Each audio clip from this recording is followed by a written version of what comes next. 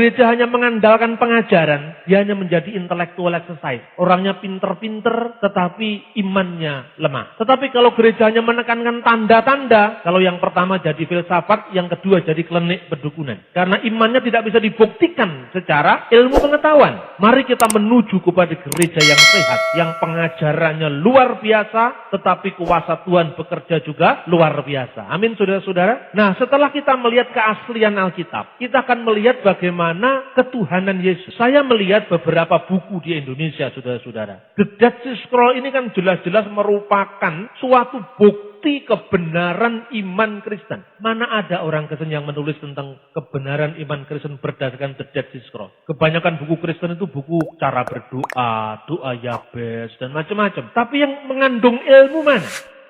Salam untuk kita semua yang diberkati oleh Yesus Kristus. Selamat berkunjung di channel YouTube Crossroad Indonesia. Jangan lupa like, share, comment, and subscribe. Jawaban kita tentang tuduhan-tuduhan dari oknum umat seberang yang menyebut bahwa Alkitab itu dongeng, bahkan dipalsukan. Kita akan menjawab di sini. Silakan disimak. Haleluya, amin. Tuhan Yesus memberkati. Tuduhan bahwa Alkitab tidak lebih dari sekedar dongeng atau kumpulan cerita yang bagus tidaklah baru. Tidak dapat disangkal bahwa Alkitab adalah buku yang paling berdampak yang pernah dijumpai di bumi, yang telah merubah kehidupan jumlah jiwa yang tidak terhitung. Jika demikian, mengapa banyak pula yang mengindahkan tuduhan bahwa Alkitab hanya merupakan kumpulan dongeng atau telah dipalsukan? Mengapa kita mempercayai Alkitab? Bisakah saya mempercayai Alkitab? Mengapa kita percaya bahwa Alkitab adalah firman Tuhan? Bagaimana kita tahu bahwa Alkitab itu benar dan dapat diandalkan serta dapat dipercaya? Apakah ada alasan-alasan yang rasional untuk percaya bahwa Alkitab memang dokumen-dokumen historis yang dapat dipercaya? Mengapa kita umat Kristen bisa dan harus percaya dan yakin bahwa Alkitab itu benar-benar adalah firman Tuhan?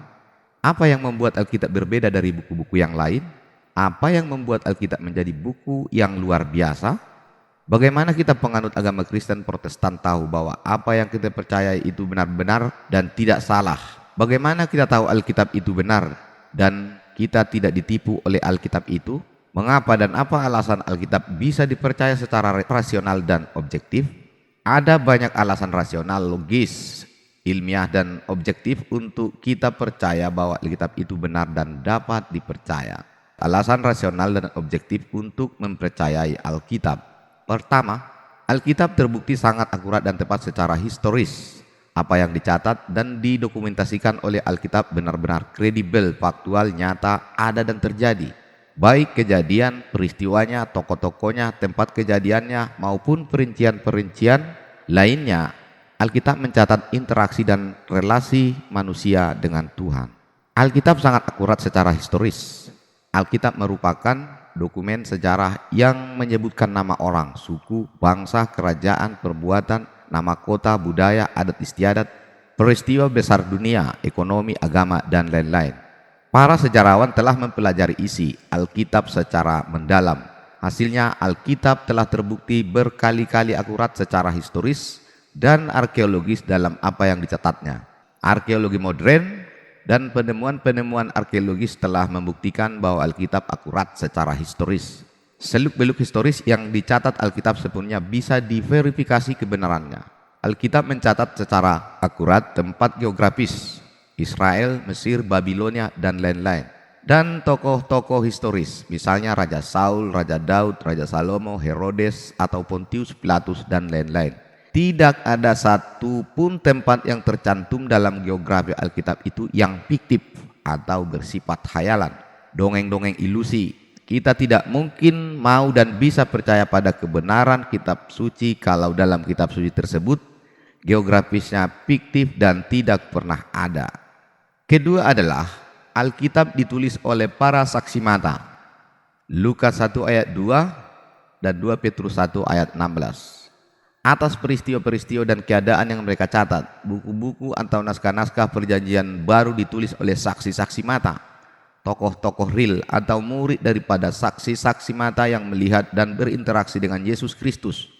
Para saksi mata penulis kitab-kitab perjanjian baru ini menyaksikan kehidupan, kematian, dan kebangkitan Yesus Kristus. Lukas misalnya menyebut dirinya sungguh-sungguh melakukan penyelidikan secara seksama kepada para saksi mata sebelum menulis Injilnya. Lukas 1 ayat 1-4. Alkitab merupakan buku kesaksian para saksi mata peristiwa historis yang telah membentuk dunia. Ketiga, dibandingkan dengan naskah-naskah, dokumen-dokumen atau manuskrip kuno lainnya, naskah Alkitab tidak ada bandingannya dalam hal banyaknya salinan-salinan Alkitab. Kitab Perjanjian Baru yang ditulis dalam bahasa Yunani memiliki lebih dari 5.800 salinan atau manuskrip. Dalam bahasa Yunani juga ada lebih dari 5.800 salinan teks Perjanjian Baru Yunani. Sebagian besar berasal dari antara abad kedua dan kelima, bersama dengan terjemahan dan kutipan dari bapak-bapak gereja mula-mula.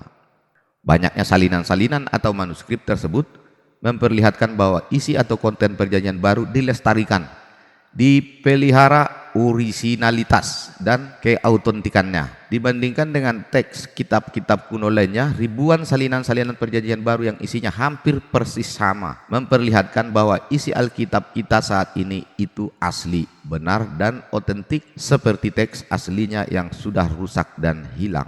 Jadi Alkitab adalah kumpulan dokumen atau teks yang paling terpelihara dalam sejarah karena teks kuno sangat mahal dan sulit dibuat, sehingga ditulis dan dibuat dengan hati-hati.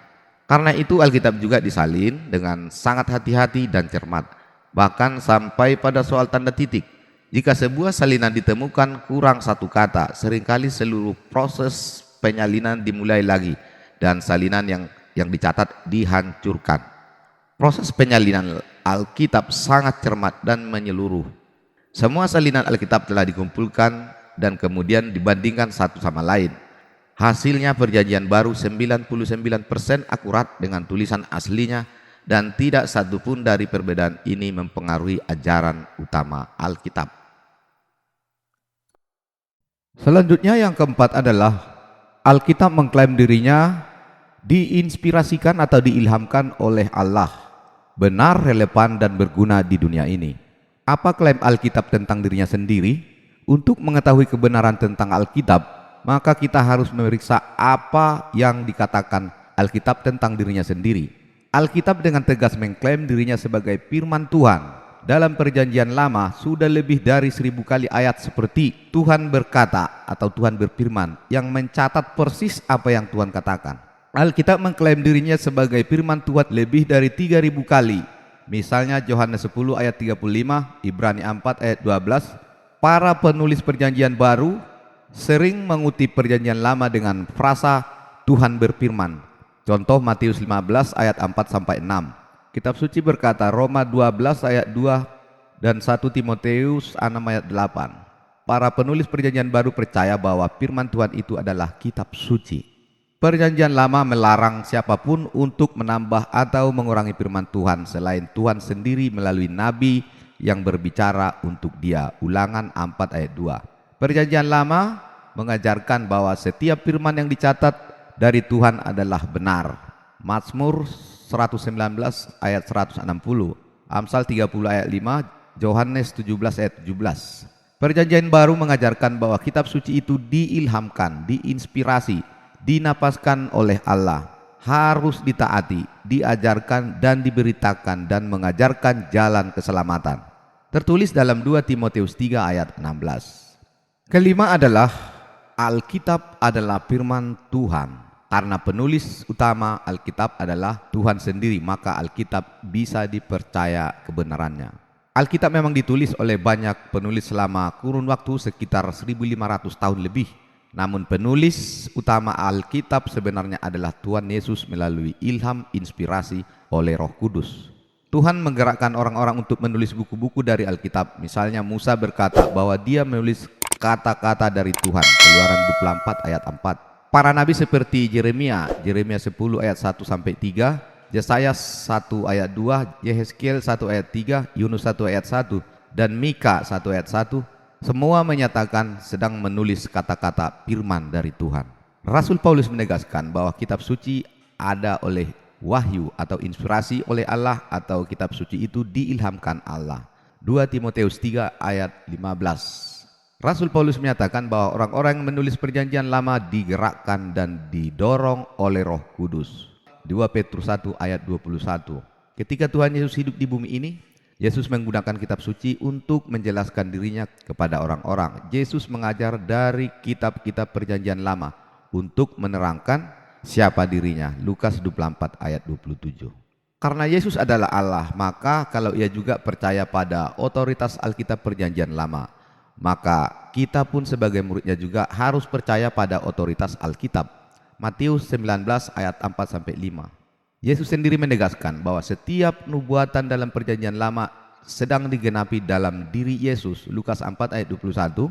Sebelum naik ke surga, Yesus juga memberikan otoritas atau kuasa kepada para rasul untuk berbicara atas namanya. Matius 18 ayat 18, Matius 28 ayat 16-20. Roma 3 ayat 2. Karena itu para rasul juga memiliki kuasa atau otoritas dari Tuhan untuk menulis Alkitab perjanjian baru.